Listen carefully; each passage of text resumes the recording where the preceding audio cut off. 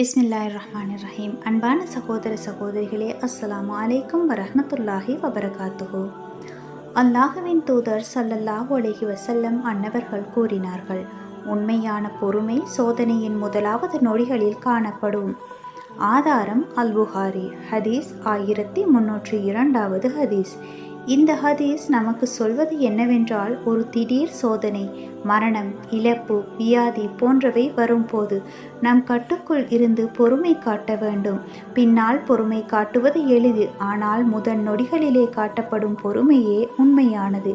நமக்கெல்லாம் சோதனைகள் வரும், ஆனால் உண்மையான ஈமானுள்ளவர்கள் தான் உடனே பொறுமை காட்டுவார்கள்.